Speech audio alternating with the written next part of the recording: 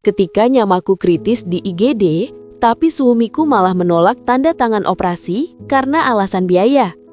Mahal banget, biarkan saja dulu, bentaknya.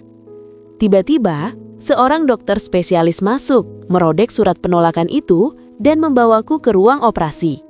Ternyata, rasa sakit itu bukan sekedar ngilu biasa. Rasanya seperti ada tangan tak kasat mata yang meremas rahimku, memelintirnya dengan kejam, lalu menusukkan ribuan jarum panas secara bersamaan. Aku terhuyung, tanganku mencengkram pinggiran meja makan dengan begitu kuat hingga buku-buku jariku memutih. Napasku tersengal, pendek-pendek, seolah oksigen di ruang makan yang sempit ini mendadak lenyap.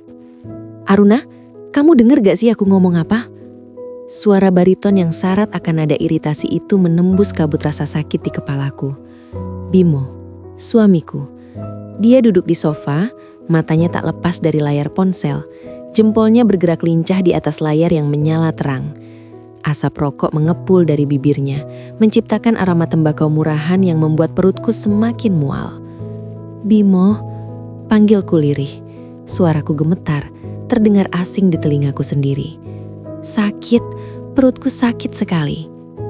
"Ah, alasan saja kamu," sahutnya ketus tanpa menoleh sedikit pun. "Bilang saja kamu malas masak makan malam kan? Drama terus. Perempuan lain juga menstruasi, tapi nggak ada yang selebay kamu." "Bukan, ini bukan kram biasa, Bim," rintihku. Keringat dingin mulai mengucur deras di pelipisku, membasahi daster lusuh yang kupakai. Kakiku lemas. Seketika rasa panas menjalar di perut bagian bawah, diikuti sensasi basah yang menakutkan di antara kedua kakiku. Aku menunduk, dan dunia seakan runtuh saat melihat cairan merah kental mulai menetes ke lantai keramik putih. Aku ambruk. Bunyi tubuhku yang menghantam lantai akhirnya membuat Bimo menoleh. Wajahnya yang semula masam berubah, bukan menjadi khawatir, melainkan jijik. "Ya Tuhan, Aruna, kamu ngotorin lantai? Itu darah apa?" bentaknya, bangkit dengan enggan dari sofa empuknya. Dia berdiri menjulang di atasku, memandangku seperti melihat bangkai tikus di jalanan. "Tolong, bawa aku ke rumah sakit," bisikku. Pandanganku mulai berkunang-kunang. Langit-langit rumah kontrakan kami berputar hebat. "Sakit sekali, Bimo, tolong." Helaan napas kasar terdengar. "Kamu tuh ya, nyusahin terus. Jam segini macet, bensin mobil juga tipis. Kamu gak bisa tahan sampai besok pagi." Air mata menetes dari sudut mataku bercampur dengan keringat dingin. Di ambang kesadaran yang menipis, aku menyadari satu hal yang menyakitkan. Suamiku tidak mencintaiku, tidak sedikit pun. Namun rasa sakit fisik yang merobek tubuhku jauh lebih mendesak daripada luka hatiku saat ini. "Aku bisa mati." Kalimat itu mungkin yang akhirnya menggerakkannya. Dengan gerutuan panjang dan sumpah serapah yang tak putus-putus, Bimo memapahku, atau lebih tepatnya menyeretku menuju mobil tua kami. Sepanjang perjalanan, di antara guncangan mobil yang menyiksa perutku yang serasa meledak, telingaku dipenuhi omelannya tentang jok mobil yang mungkin terkena darah dan betapa mahalnya biaya parkir rumah sakit. Unit gawat darurat terasa dingin menusuk tulang. Aroma alkohol, pembeli lantai dan kepanikan menggantung di udara. Aku dibaringkan di atas berangkar keras dengan seperai yang terasa kasar di kulitku yang lembab. Lampu neon di atasku berdengung. Cahayanya terlalu terang, menusuk mataku yang sulit terbuka. Seorang dokter jaga muda dan 2 perawat mengerubungiku. Mereka menekan perutku, membuatku menjerit tertahan. "Tekanan darah drop, 80/50, nadi lemah dan cepat," seru salah satu perawat. "Suspek kehamilan ektopik atau kista pecah. Kita butuh USG segera. Pasang infus 2 jalur, guyur cairan," perintah dokter itu tegas. Aku bisa merasakan jarum menusuk punggung tanganku, tapi rasanya jauh lebih ringan dibandingkan badai tapi yang mengamuk di dalam perutku. Di sudut ruangan, aku melihat Bimo bersandar di dinding dengan tangan bersedikap. Wajahnya yang semula masam berubah, bukan menjadi khawatir, melainkan jijik. "Ya Tuhan, Aruna, kamu ngotorin lantai? Itu darah apa?" bentaknya, bangkit dengan enggan dari sofa empuknya. Dia berdiri menjulang di atasku, memandangku seperti melihat bangkai tikus di jalanan. "Tolong, bawa aku ke rumah sakit," bisikku. Pandanganku mulai berkunang-kunang. Langit-langit rumah kontrakan kami berputar hebat. Sakit sekali, Bimo. Tolong. Helaan napas kasar terdengar. Kamu tuh ya, nyusahin terus. Jam segini macet, bensin mobil juga tipis. Kamu gak bisa tahan sampai besok pagi. Air mata menetes dari sudut mataku bercampur dengan keringat dingin. Di ambang kesadaran yang menipis, aku menyadari satu hal yang menyakitkan. Suamiku tidak mencintaiku, tidak sedikit pun. Namun rasa sakit fisik yang merobek tubuhku jauh lebih mendesak daripada luka hatiku saat ini. Aku bisa mati. Kalimat itu mungkin yang akhirnya menggerakkannya. Dengan gerutuan panjang dan sumpah serapah yang tak putus-putus, Bimo memapahku, atau lebih tepatnya menyeretku menuju mobil tua kami. Sepanjang perjalanan, di antara guncangan mobil yang menyiksa perutku yang serasa meledak, telingaku dipenuhi omelannya tentang jok mobil yang mungkin terkena darah dan betapa mahalnya biaya parkir rumah sakit. Aku menatapnya tak percaya. Rasa sakit di perutku seolah meledak 2 kali lipat. Mas, suaraku parau. Air mata meleleh membasahi bantal. Aku sekarat. Kamu mau biarkan aku mati? Bimo mendecakkan lidah, mendekatkan wajahnya ke telingaku, berbisik dengan nada penuh racun. Jangan egois, Aruna. Kalau aku bayar operasi ini, kita makan apa besok? Tabunganku habis cuma buat penyakitmu ini. Lagian, kamu juga mandul kan selama ini? Rahim rusak begitu buat apa dipertahankan mahal-mahal? Gak guna. Duniaku gelap. Bukan karena aku pingsan, tapi karena jiwaku baru saja dimatikan. Kalimat itu membunuhku lebih cepat daripada pendarahan di perutku. Dia menilaiku tak lebih berharga dari tumpukan uang kertas. Dia lebih memilih menduda daripada kehilangan hartanya. Dok, Bimo berbalik menghadap dokter yang kini menatapnya dengan pandangan tidak percaya dan marah. Saya tidak menyetujui operasi. Kasih suntikan anti nyeri saja, habis itu kami pulang. Bapak sadar apa yang Bapak katakan? Istri Bapak bisa meninggal dalam hitungan jam karena shock hipovolemik. Dokter itu meninggikan suaranya, mencoba mengetuk hati nurani yang ternyata tidak dimiliki suamiku. Saya suami sahnya, hak saya menentukan tindakan medis, bentak Bimo. Wajahnya memerah karena marah, bukan karena malu. Saya bilang tidak, ya tidak. Jangan coba-coba memeras saya dengan dalih darurat. Pandanganku mulai menyempit, hitam merayap dari pinggir mataku. Dingin mulai menjalar dari ujung kaki ke dada. Rasanya seperti tenggelam ke dasar lautan yang gelap dan sunyi. Aku pasrah. Jika ini akhir hidupku, biarlah. Setidaknya aku tidak perlu lagi melihat wajah lelaki yang telah menghancurkan hidupku ini. Siapa bilang Anda yang berhak menentukan nyawa pasien di rumah sakit saya? Suara itu berbeda. Dalam, tegas, berwibawa, dan anehnya familiar. Suara yang membelah keributan seperti petir di siang bolong. Di ambang kesadaran yang timbul tenggelam, aku memaksakan diri menoleh ke arah pintu masuk IGD. Sesosok pria berjas putih panjang melangkah masuk dengan langkah lebar dan terukur. Aura otoritas menguar darinya, membuat perawat dan dokter jaga seketika menyingkir memberinya jalan. Dia tinggi, tegap, dengan rambut yang tertata rapi meski terlihat sedikit lelah. Nemtek di dadanya berkilau tertimpa cahaya lampu neon, meski mataku yang buram tak bisa membacanya. Tapi aku tak perlu membaca namanya. Aku kenal siluet itu. Aku kenal tatapan mata tajamnya yang kini menatapku dengan campuran rasa sakit dan penyesalan yang mendalam di manik mata coklat dalamnya. Adrian, mantan kekasihku 5 tahun lalu. Pria yang kutinggalkan demi Bimo karena desakan orang tua. Pria yang dulu berjanji akan menjadi dokter hebat. Adrian mengabaikan Bimo sepenuhnya dan langsung memeriksa monitor di samping kepalaku. Tangannya yang hangat menyentuh pergelangan tanganku, memeriksa nadi. Sentuhan itu, sentuhan yang dulu selalu menenangkanku, kini menjadi satu-satunya jangkar yang menahanku agar tidak hanyut ke dalam kematian. Tekanan darah 70/40, nadi 130, akral dingin. Gumamnya cepat, matanya memindai tubuhku dengan ketelitian seorang ahli, namun ada getaran halus dalam suaranya. Dia menatap dokter jaga. Kenapa belum dibawa ke OK? Kamar operasi? Apa yang kalian tunggu? Suaminya menolak tindakan dokter Adrian. Lapor dokter jaga itu gugup, menunjuk Bimo. Masalah biaya. Adrian menoleh perlahan ke arah Bimo. Tatapannya begitu dingin dan tajam, seolah bisa menguliti Bimo hidup-hidup. Bimo yang tadi begitu arogan, kini tampak menciut di hadapan pria yang jelas memiliki kuasa di tempat ini. Anda menolak operasi penyelamatan nyawa istri Anda sendiri karena uang? Tanya Adrian, suaranya rendah tapi syarat ancaman yang mengerikan. Yah, mahal sekali dok, saya nggak ada duit. Bimo mencoba membela diri, meski suaranya tak lagi selantang tadi. Jangan paksa saya berhutang. Adrian berdecih, dia kembali menatapku. Mata kami bertemu. Dalam hitungan detik itu, aku melihat kilatan rasa sakit, penyesalan dan kerinduan yang menyatu di manik mata coklat dalamnya. Aruna, bisiknya lembut, sangat kontras dengan nadanya pada Bimo tadi. Tangannya mengusap keningku yang basah oleh keringat dingin. Bertahanlah, kamu nggak boleh menyerah. Kemudian dia menegakkan tubuh, berteriak pada tim medis dengan suara lantang yang menggema di seluruh ruangan. Siapkan OK1 sekarang, panggil tim anestesi dan dokter bedah onkologi. Saya yang akan memimpin operasinya atau menjadi asisten jika dokter spesialis kandungan konsultan sudah datang. Cepat. Tapi dok, administrasinya, persetujuan keluarga? Tanya kepala perawat ragu, melirik Bimo yang melongo. Adrian menatap perawat itu tajam, lalu beralih menatap Bimo sekilas sebelum kembali fokus pada timnya. Persetankan administrasi, geram Adrian. Dia mengeluarkan sebuah kartu hitam dari kantong jas dokternya dan meletakkannya dengan kasar di meja perawat. Tarik semua biayanya dari kartu saya.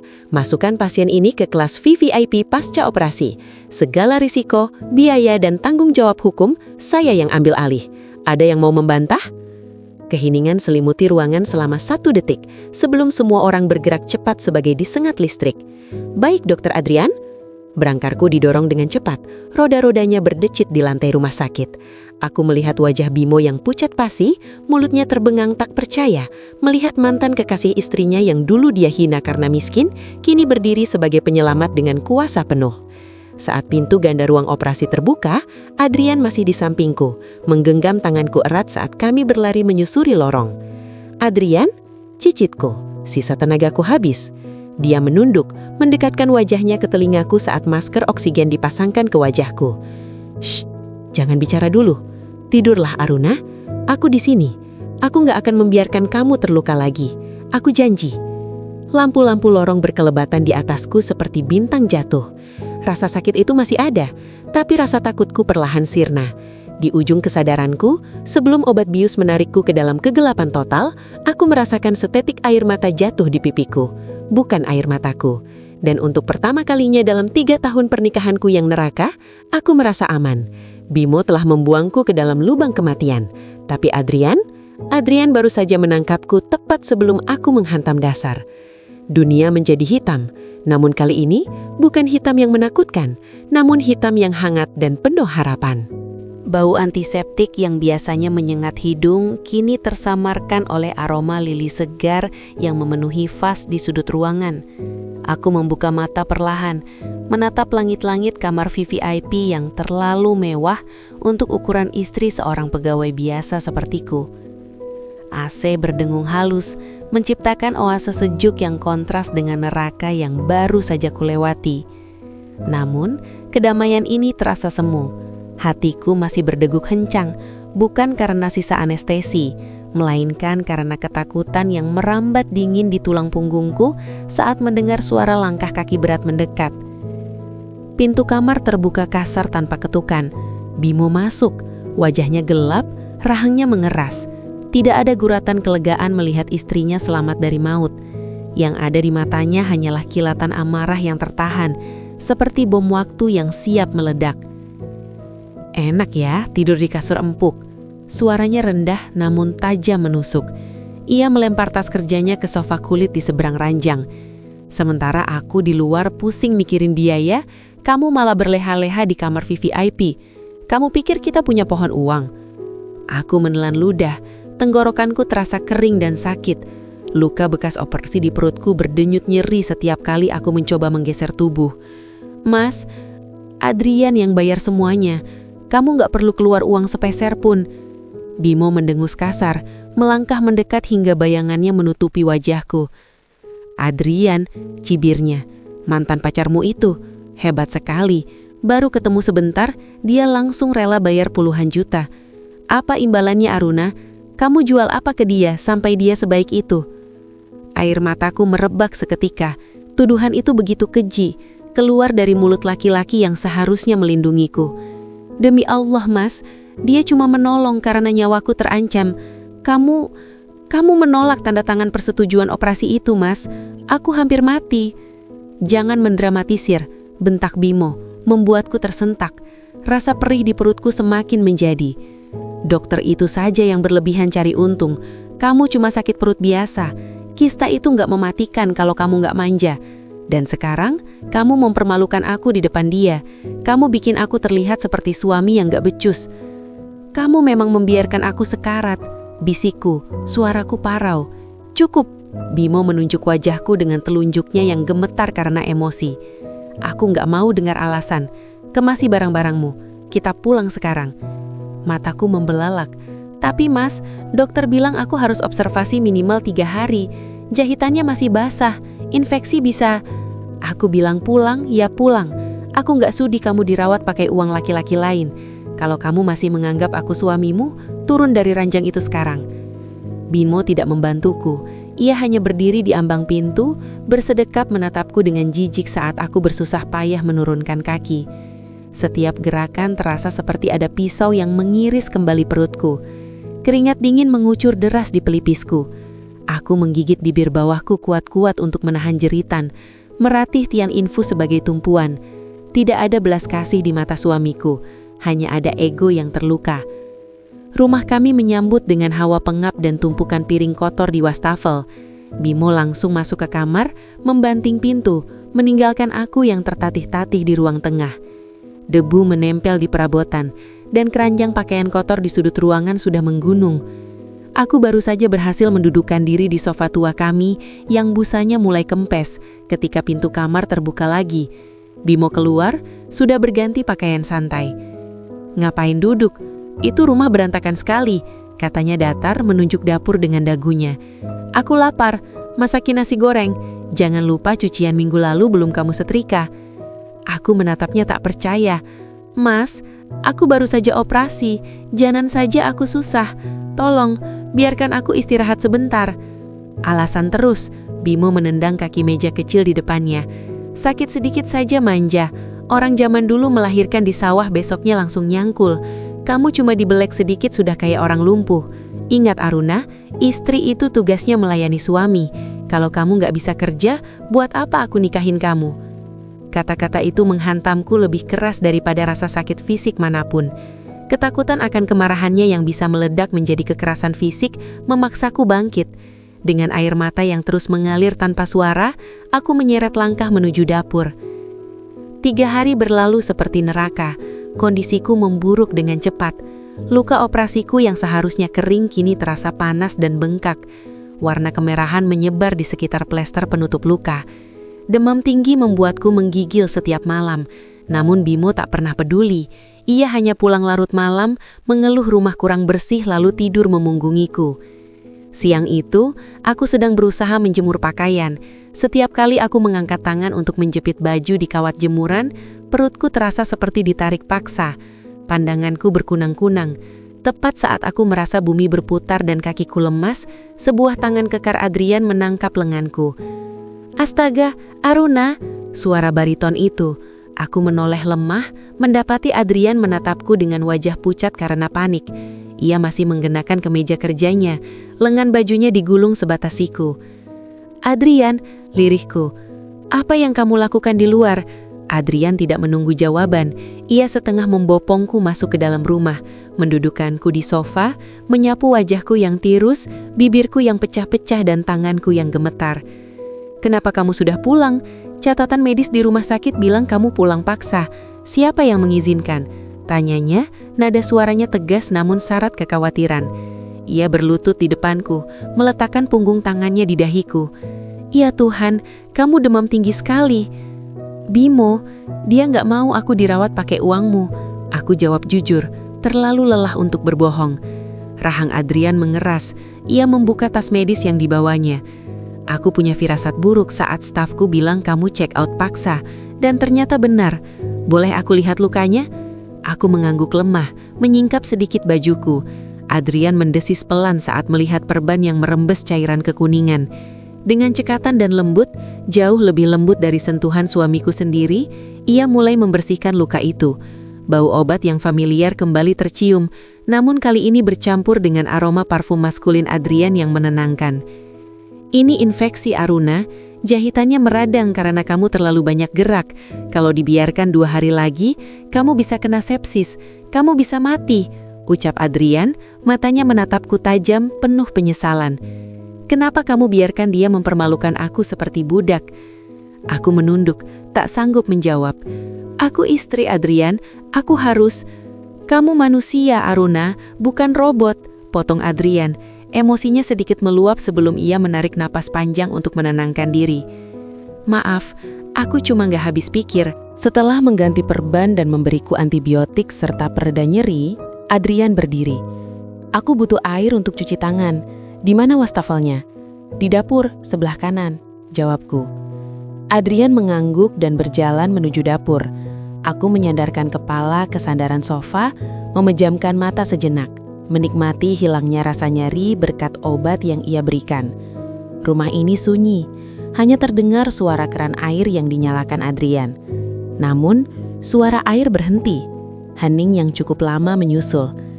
Aruna, panggil Adrian. Suaranya terdengar aneh, kaku dan dingin. Aku membuka mata. Adrian berdiri di ambang pintu penghubung ruang tengah dan dapur. Di tangannya, ia memegang selembar kertas truk yang kusut. Wajahnya merah padam. Matanya menatap kertas itu, lalu beralih menatapku dengan tatapan yang sulit kuartikan. Campuran antara kasihan dan kemarahan yang meluap. Ini jatuh di bawah meja makan, dekat kursi yang ada jaket suamimu, katanya pelan, melangkah mendekat. Itu apa? Tanyaku bingung. Jantungku mulai berdetak tak nyaman melihat ekspresi Adrian. Adrian ragu sejenak, lalu menyodorkan kertas itu padaku. Baca. Tanganku yang gemetar mengambil kertas kecil itu. Struk belanja. Bukan, ini bukan struk minimarket. Logo di atasnya berwarna emas pudar. Toko Emas Kencana. Mataku menelusuri baris demi baris tulisan yang tercetak di sana. Tanggalnya, tanggal hari ini, jam 10 pagi tadi. Saat aku sedang menggigil demam di rumah dan mencuci piring kotornya, Bimo sedang berada di toko emas. Item, gelang emas model rantai 10 gram 24 karat. Harga Rp9.850.000. Tunai. Bimo bilang dia tidak punya uang. Dia bilang dia terlilit utang. Dia bilang nyawaku tidak sebanding dengan biaya operasi 20 juta. Dia memaksaku pulang dalam keadaan sekarat karena alasan ekonomi. Tapi dia punya uang tunai hampir 10 juta rupiah untuk membeli emas. Lalu mataku tertumbuk pada tulisan tangan di bagian bawah strok, catatan pesanan ukiran nama. Ukiran Siska Amalia. Duniaku runtuh dalam senyap. Bukan suara ledakan, bukan guntur, hanya hening yang mematikan. Nama itu asing, namun terasa seperti racun yang langsung melumpuhkan sarafku. Siska? Siapa Siska? 9 juta, gumamku. Suaraku terdengar seperti orang lain. Dia bilang gak punya uang untuk operasiku. Dia bilang BPJS-ku nunggak karena dia gak mampu bayar. Tapi dia beli emas untuk perempuan lain. Adrian duduk di sampingku, menjaga jarak sopan namun kehadirannya terasa menguatkan. Aruna, struk itu baru, masih licin, tintanya masih jelas. Dia membelinya pagi ini. Air mata tidak keluar.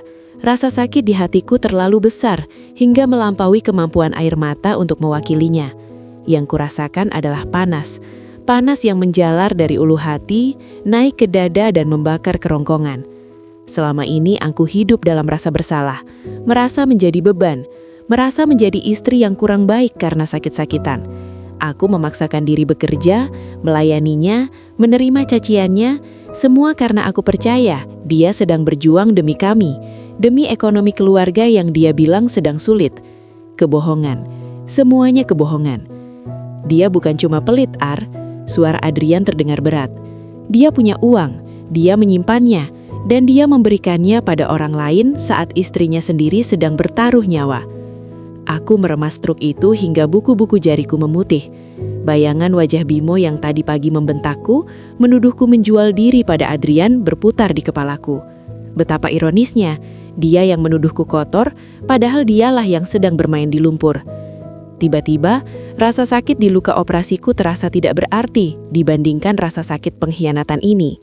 Rasa sakit fisik itu nyata, tapi luka yang baru saja terkuak ini tidak berdarah, namun mematikan jiwa. Siska Amalia, ujarku mengeja nama itu dengan kebencian yang baru pertama kali kurasakan seumur hidupku. "Kamu kenal nama itu?" tanya Adrian. Aku menggeleng tulan. "Enggak, tapi aku akan mencari tahu.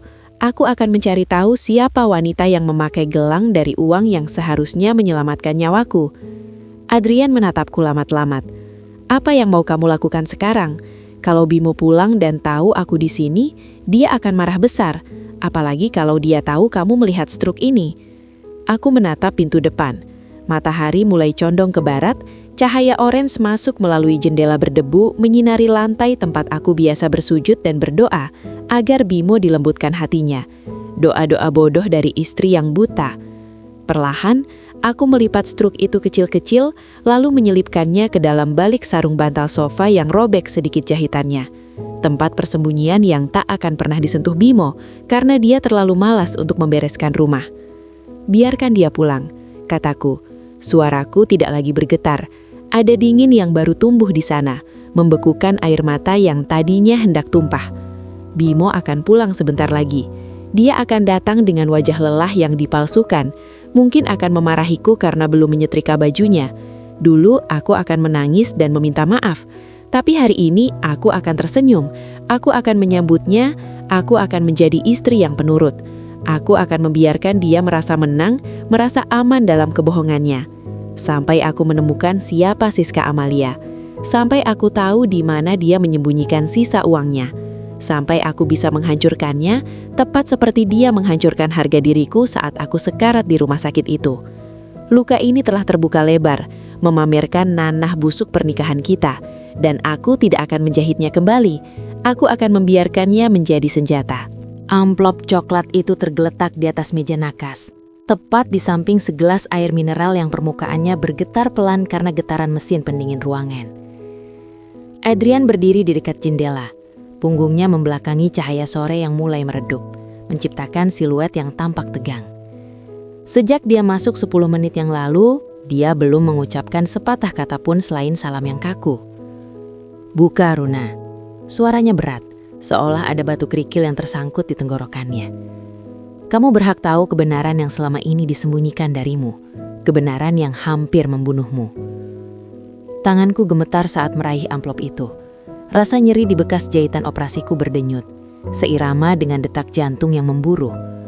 Bukan rasa sakit fisik yang kutakutkan sekarang, melainkan apa yang ada di dalam bungkusan kertas tebal ini. Struk pembelian gelang emas yang Adrian temukan tempo hari hanyalah puncak gunung es. Aku tahu itu. Tapi aku tidak siap melihat seberapa dalam lautan kebohongan yang telah Bimo ciptakan. Perlahan, kutarik isi amplop itu. Tumpukan foto, lembaran rekening koran dan salinan dokumen legal meluncur keluar, berserahkan di atas selimut putih rumah sakit.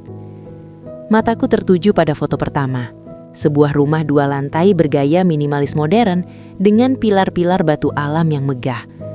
Ada sebuah mobil Pajero Sport hitam terparkir di carportnya. Mobil yang sama yang Bimo bilang adalah mobil dinas kantor yang tidak boleh dipakai untuk keperluan pribadi, bahkan untuk mengantarku ke rumah sakit saat aku pendarahan. Rumah itu ada di kawasan elit Cibubur. Adrian menjelaskan tanpa menoleh, seolah dia tidak tega melihat ekspresiku. Atas nama Siska Amalia, dibeli tunai 2 tahun yang lalu. Tunai, 2 tahun lalu. Saat itu, aku sedang berjuang menambal sepatu kerjaku yang jebol karena Bimo bilang kami harus berhemat demi masa depan. Saat itu, aku makan nasi dengan garam agar Bimo bisa membeli kemeja bermerek untuk presentasi. Aku beralih ke lembaran berikutnya, rekening koran. Angka-angka di sana membuat kepalaku pening. Saldo terakhir mencapai 3 miliar rupiah. Mutasi kredit masuk setiap bulan dalam jumlah fantastis, dan debit keluar untuk hal-hal yang tak pernah kurasakan. Spa, butik desainer, perhiasan, liburan ke Bali. Dan ini, Adrian berbalik, berjalan mendekat, lalu menunjuk sebuah dokumen dengan kop surat kantor urusan agama yang terlihat sedikit buram karena hasil fotokopi. Pernikahan siri yang dilakukan 4 tahun lalu, kemudian disahkan secara negara baru bulan lalu. Siska Amalia bukan sekedar simpanan Aruna. Dia istri keduanya, dan anak laki-laki yang baru lahir itu putra sah Bimo. Duniaku hening. Suara dengung AC lenyap. Suara klakson samar dari jalan raya di bawah sana menghilang. Yang terdengar hanya desingan tinggi di telingaku, seperti suara sirine peringatan sebelum bom meledak. Aku tidak menangis. Anehnya air mataku kering. Rasanya seperti ada tangan raksasa yang meremas paru-paruku hingga kempes, menyisakan ruang hampa yang menyakitkan di dada. Bimo menolak menandatangani persetujuan operasiku. Dia bilang biayanya terlalu mahal. Dia bilang dia tidak punya uang 70 juta rupiah. Dia membiarkan aku meregang nyawa, membiarkan infeksi menggerogoti tubuhku. Sementara dia memiliki miliaran rupiah yang dia hamburkan untuk wanita lain dan rumah mewahnya. Nyawaku, bagi Bimo, harganya lebih murah daripada velg mobil barunya. Aruna, Adrian menyentuh bahuku pelan. Sentuhannya hangat, kontras dengan dinginnya darah yang mengalir di tubuhku saat ini. Aku menatap Adrian, lalu menunduk melihat foto Bimo yang sedang tertawa lebar sambil menggendong bayi laki-laki di halaman rumah mewah itu. Wajah Bimo terlihat begitu bahagia, begitu lepas, wajah yang tidak pernah ia tunjukkan padaku selama 5 tahun pernikahan kami. Padaku dia hanya memberikan wajah lelah, bentakan dan tuntutan. Dia hampir membunuhku, Ian, bisikku. Suaraku terdengar asing, serak dan penuh racun. Dia bajingan tengik, geram Adrian. Rahangnya mengeras. Aku sudah berkonsultasi dengan pengacara. Bukti-bukti ini cukup untuk mempidanakan dia atas penelantaran istri dan mungkin penipuan aset dalam pernikahan. Kita bisa menuntut cerai dan menuntut harta gonogini. Aku menggeleng pelan. Tidak. Adrian mengkerutkan kening. Tidak. Aruna, kamu tidak mungkin masih mau bertahan dengan laki-laki iblis itu. Bukan itu maksudku. Aku meremas foto rumah mewah itu hingga lecek. Aku menatap Adrian lurus-lurus. Api yang kurasakan di dalam dada mulai menjalar ke mataku. Aku mau dia hancur, Ian. Hancur sehancur-hancurnya. Aku mau dia kehilangan segalanya. Nama baiknya, jabatannya, kehormatannya, dan tentu saja, istri kesayangannya itu. Adrian terdiam sejenak, menatapku dengan sorot mata yang sulit diartikan. Campuran antara kekhawatiran dan kekaguman. Dia menarik kursi, duduk di hadapanku dan mencondongkan tubuhnya. Apa rencanamu? Tanyanya serius.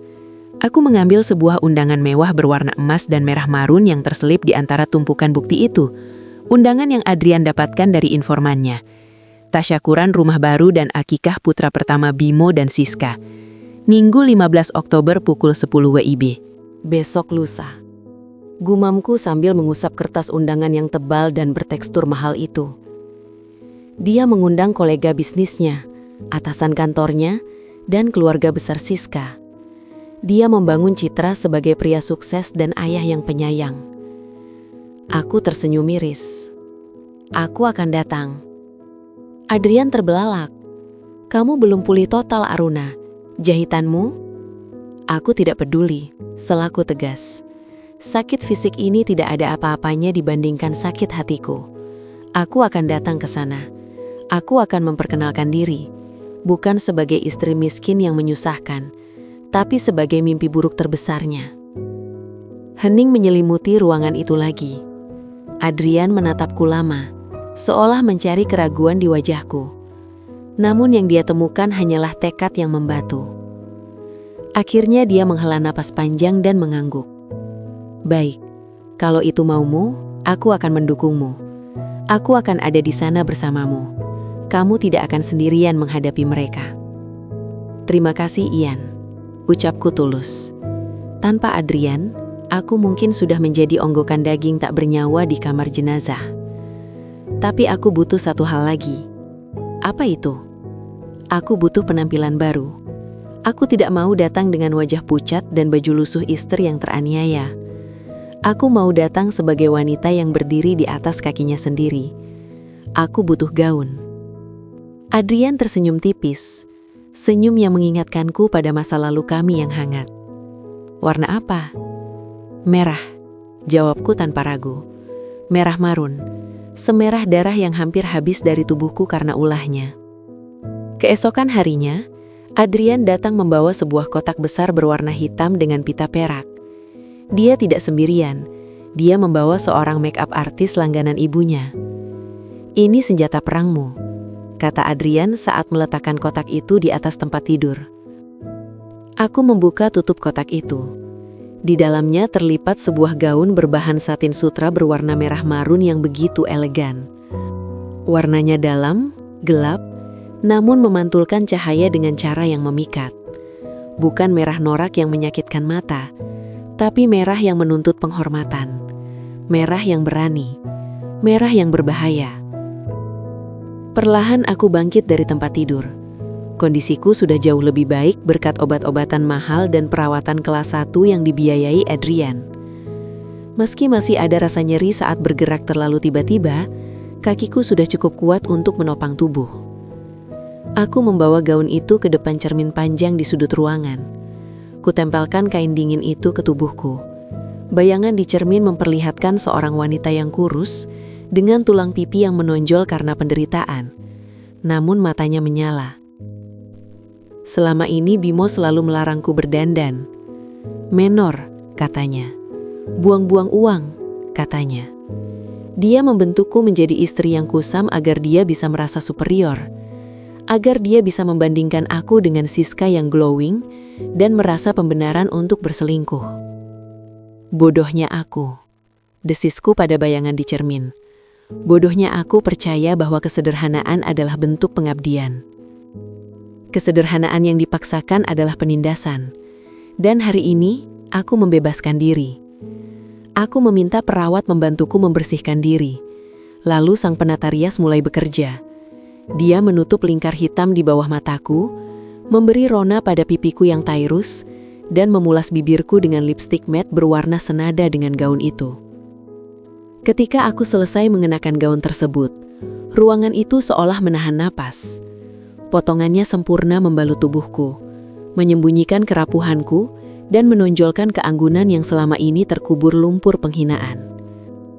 Adrian, yang sejak tadi menunggu di sofa, berdiri perlahan.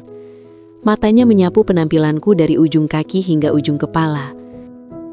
Ada keterjukatan di sana, tapi juga kesedihan yang mendalam. "Kamu cantik sekali, Aruna. Seharusnya kamu selalu terlihat seperti ini. Seharusnya kamu tidak pernah diperlakukan kurang dari ini." "Ini bukan untuk kecantikan, Ian," sahutku sambil memutar tubuh sedikit, merasakan desiran kain satin di kulitku. "Ini adalah pernyataan perang." Aku berjalan mendekati jendela yang melihat langit Jakarta yang mulai gelap. Di luar sana, Bimo mungkin sedang tertawa, mempersiapkan pesta besarnya. Dia mungkin sedang mengecek catering, memastikan dekorasi bunga segar terpasang sempurna, atau membelai Siska dengan lembut. Dia berpikir dia aman. Dia berpikir istrinya yang bodoh dan sakit-sakitan sedang terbaring tak berdaya di kamar rumah sakit kumuh, menunggu belas kasihannya. Dia salah besar. Aku meraba bekas luka operasi di perutku dari balik halusnya kain gaun. Rasa sakit itu masih ada, menjadi pengingat yang konstan akan kekejamannya. Rasa sakit itu adalah bahan bakarku. "Ian?" panggilku tanpa menoleh. "Iya?" "Pastikan besok mobilmu siap.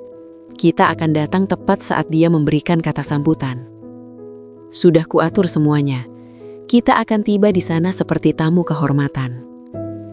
Aku menggenggam tangan. Jantungku berdegup kencang. Bukan karena takut, tapi karena adrenalin antisipasi.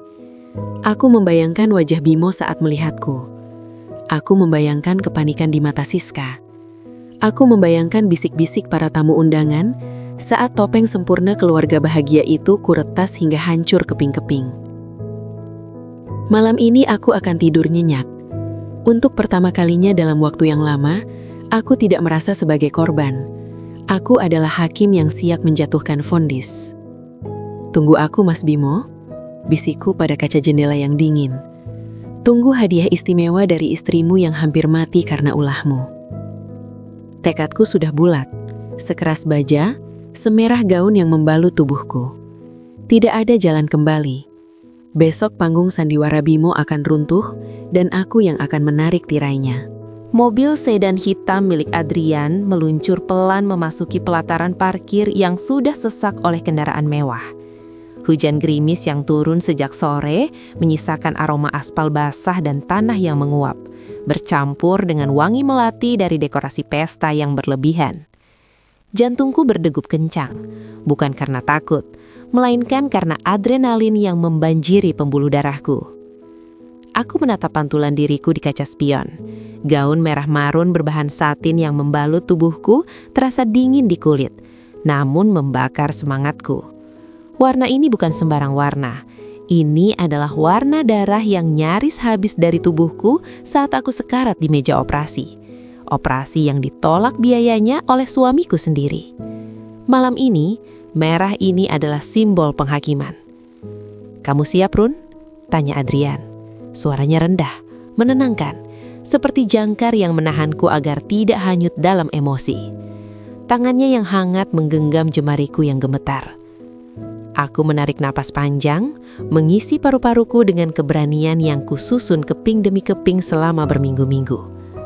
Lebih dari siap, Ian. Aku sudah menunggu momen ini sejak aku membuka mata di ruang ICU. Kami turun dari mobil. Udara malam langsung menyapa, membawa serta suara gelak tawa dan denting gelas dari dalam rumah bergaya Mediterania yang megah itu. Rumah yang dibangun di atas penderitaanku. Cahaya lampu kristal dari ruang tengah berpendar keluar, menerangi halaman yang dipenuhi karangan bunga ucapan selamat. Selamat atas kelahiran putra pertama dan rumah baru Bapak Bimo dan Ibu Siska. Nama itu, Siska. Membacanya bersanding dengan nama suamiku di papan bunga membuat perutku mual. Adrian menawarkan lengannya. Aku mengaitkan tanganku di sana. Daguku terangkat tinggi. Kami melangkah masuk melewati gerbang yang dijaga 2 orang security yang tampak bingung melihat tamu tak diundang. Namun karisma Adrian dan penampilanku yang mencolok membuat mereka segan untuk bertanya. Pemandangan di dalam sungguh menyakitkan mata.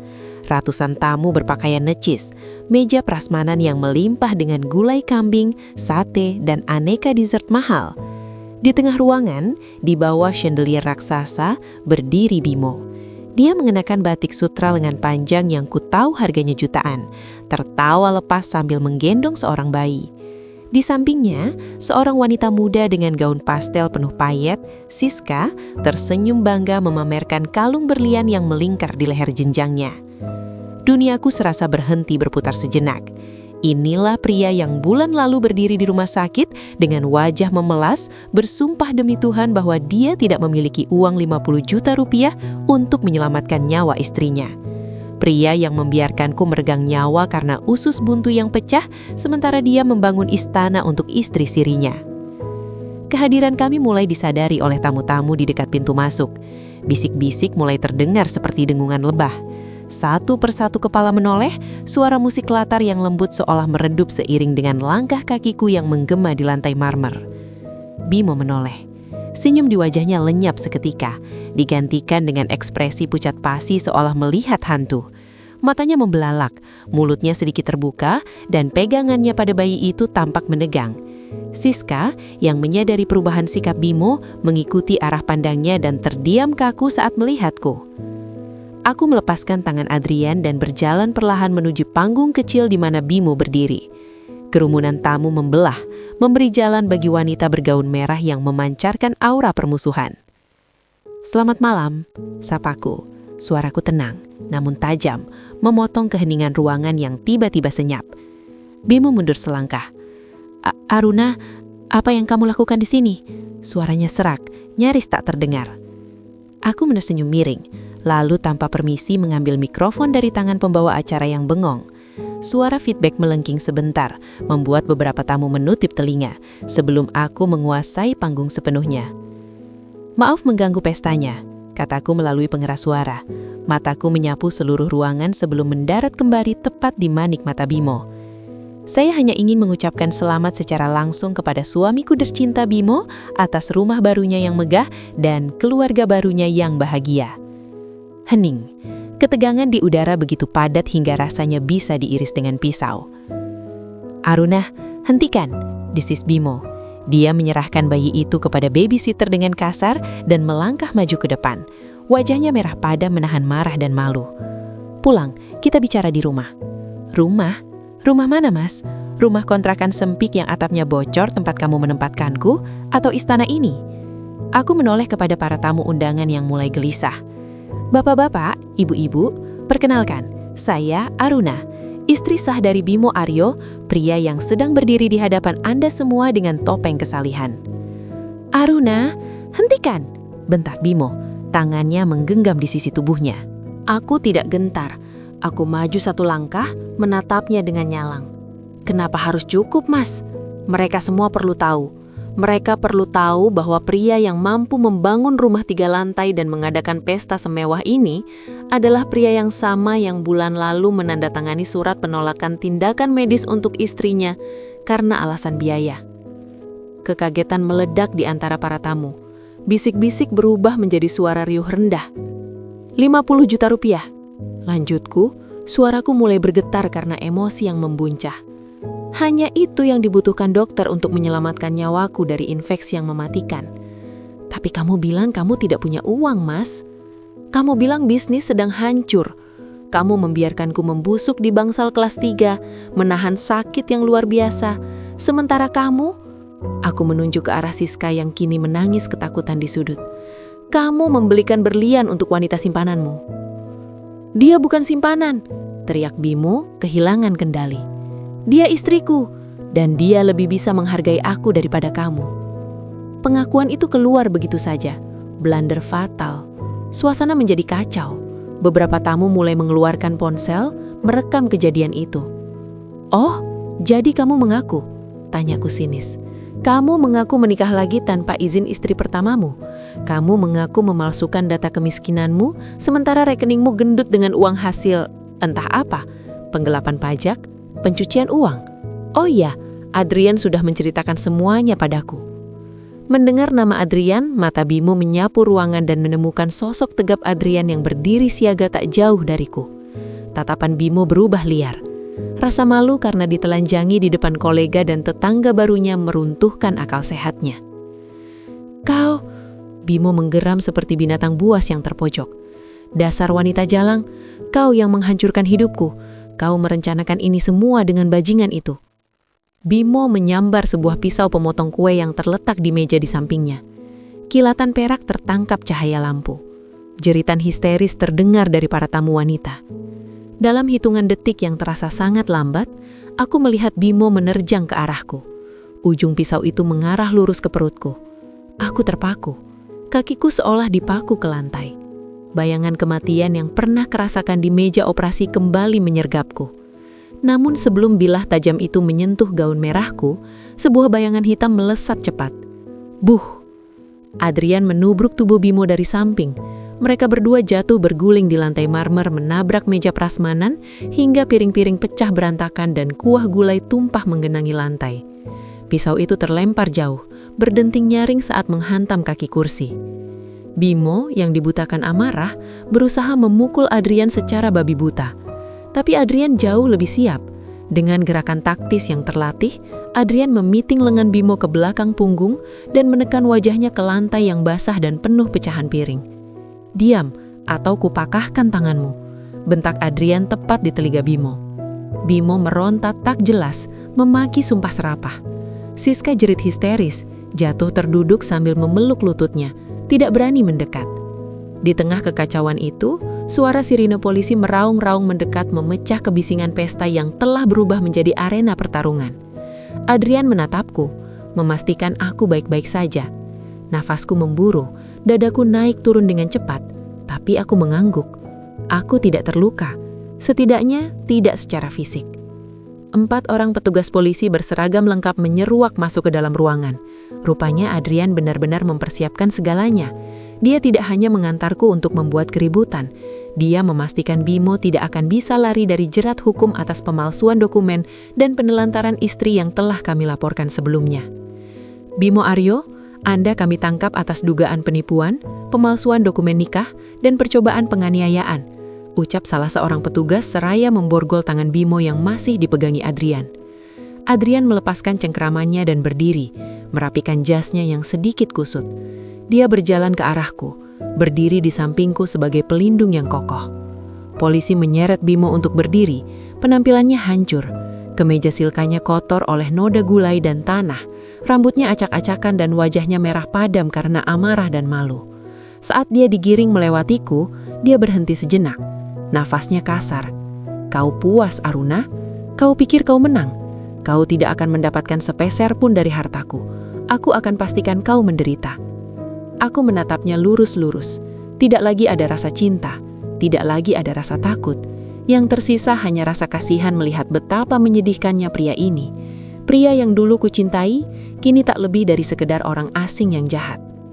"Aku tidak butuh hartamu yang kotor, Mas. Aku hanya mengambil kembali harga diriku yang sempat kau injak-injak. Nikmatilah rumahmu yang sesungguhnya di balik jeruji besi." Bimo hendak meludah ke arahku, namun polisi segera menariknya kasar, menyeretnya keluar dari istana megah yang baru saja ditempatinya malam itu. Siska yang kini sadar bahwa sumber uangnya telah hilang, menangis meraung-raung mengejar polisi namun dihentikan oleh petugas lainnya. Para tamu masih terpaku di tempat, syok dengan drama nyata yang baru saja mereka saksikan. Aku merasakan tangan Adrian menyentuh bahuku lembut. "Ayo pulang, Aruna. Sudah selesai." Aku menghela nafas panjang, seolah melepaskan beban bertonton yang selama ini menghimpit dadaku. Rasa sakit di bekas jahitan operasiku terasa nyut-nyutan, mengingatkan bahwa aku masih manusia biasa yang rapuh. Tapi malam ini, aku telah membuktikan bahwa aku bisa bangkit. Aku berbalik, meninggalkan pesta yang hancur itu tanpa menoleh lagi. Di luar, hujan telah berhenti. Udara terasa lebih segar. Saat kami berjalan menuju mobil, aku sadar bahwa ini bukanlah akhir.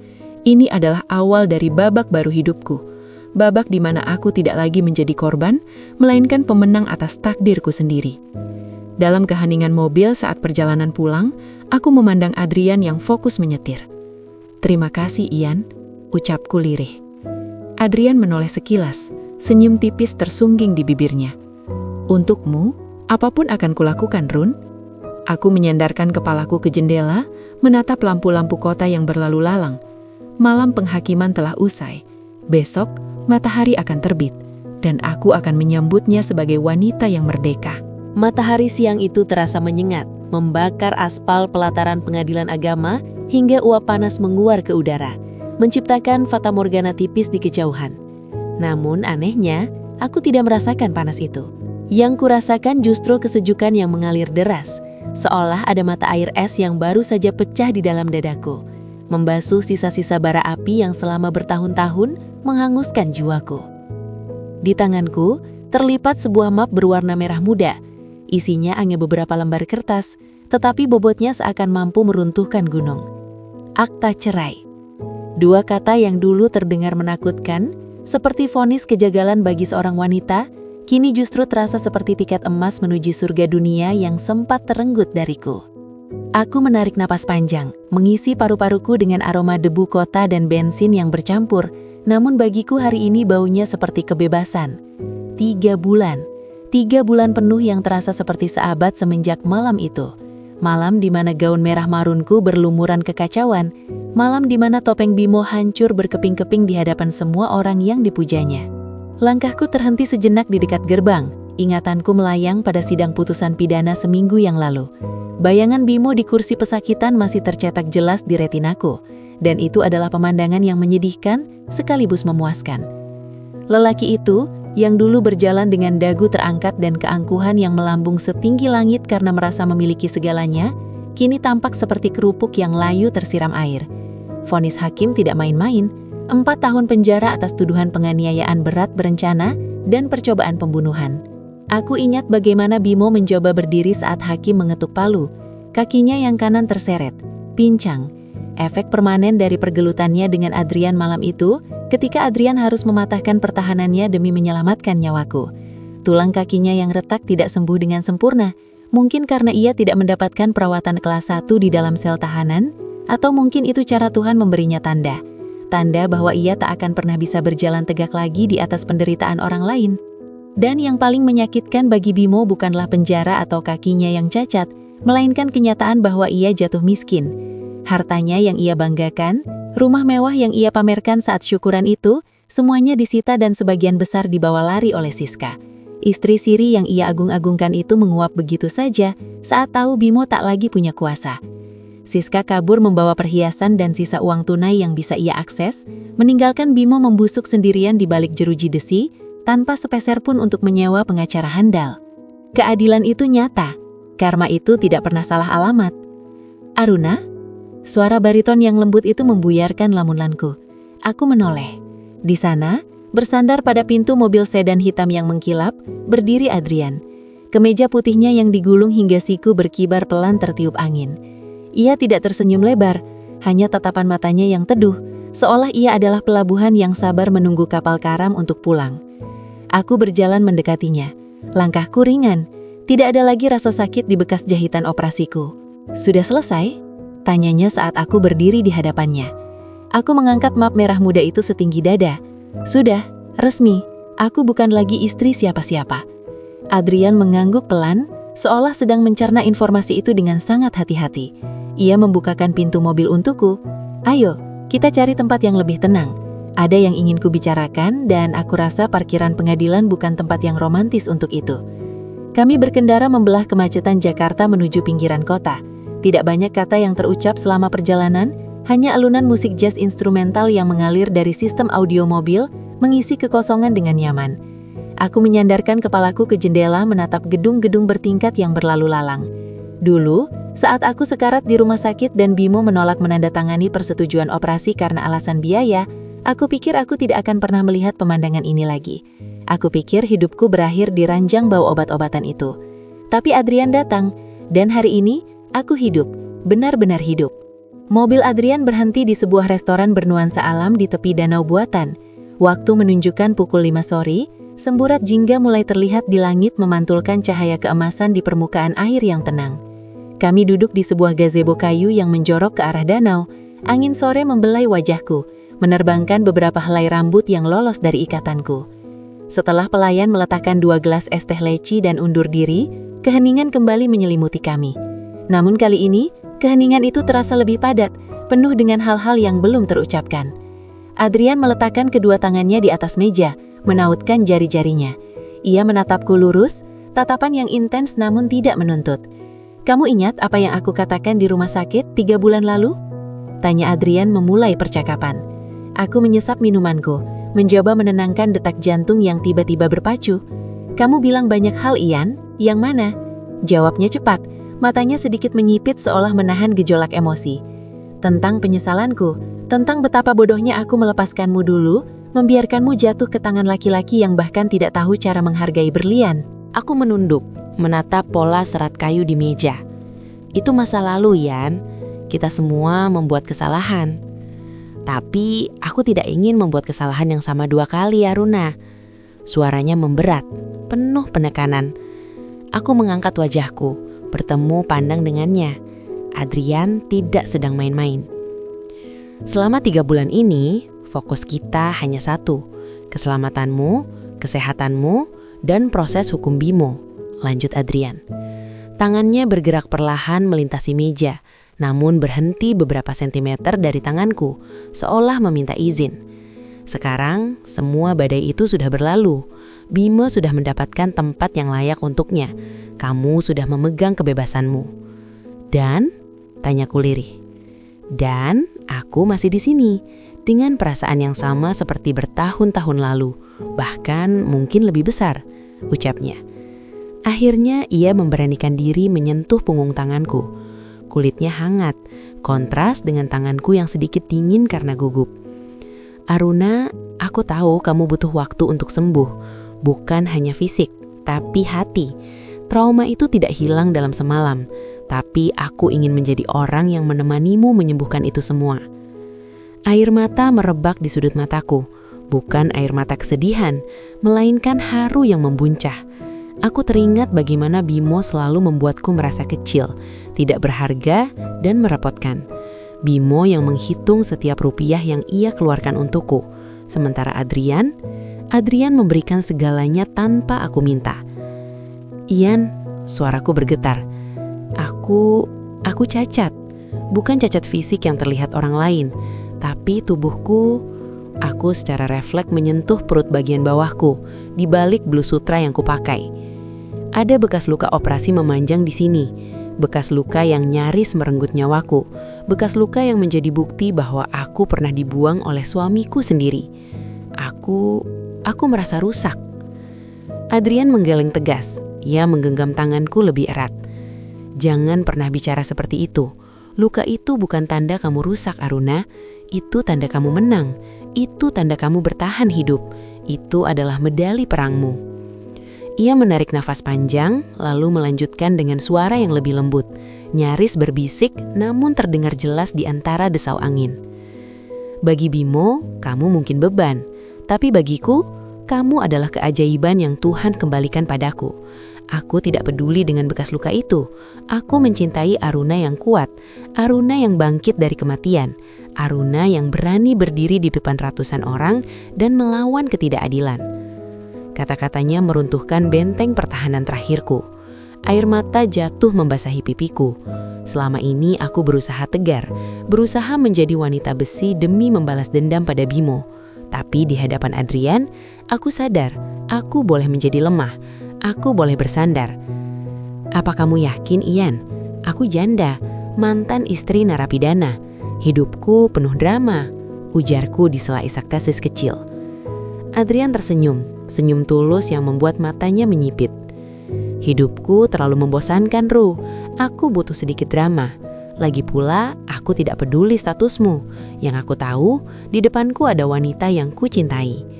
Ia merogoh saku jasnya, tapi bukan cincin yang ia keluarkan, melainkan sebuah kunci rumah.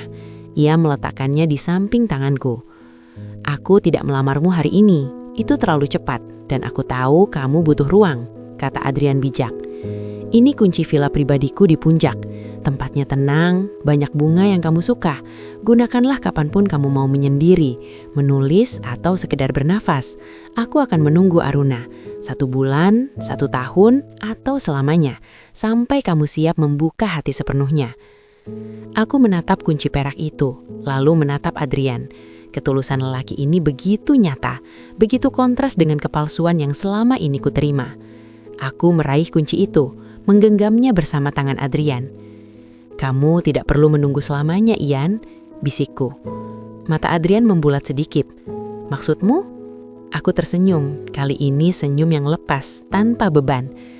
Aku memang butuh waktu untuk menata ulang diriku, tapi aku tidak ingin melakukannya sendirian lagi. Aku ingin kamu ada di sana, Ian, di setiap prosesnya. Wajah Adrian berubah cerah, seolah matahari terbit kembali meski senja sedang turun. Ia bangkit dari kursinya, berjalan memutari meja dan menarikku ke dalam pelukannya. Pelukan itu hangat, kokoh, aman. Aroma parfum ayunya bercampur dengan aroma tubuhnya yang khas, aroma rumah. Aku membenamkan wajahku di dadanya, mendengarkan detak jantungnya yang seirama dengan detak jantungku.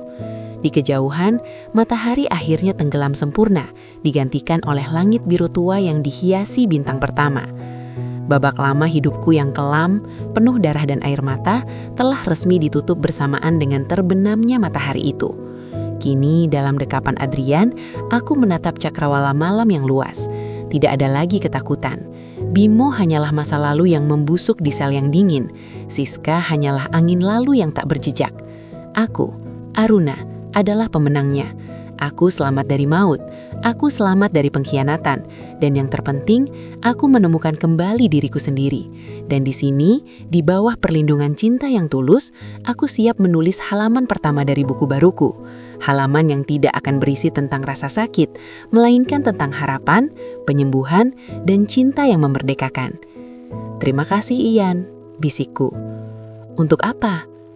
Untuk membuatku percaya lagi bahwa aku pantas dicintai.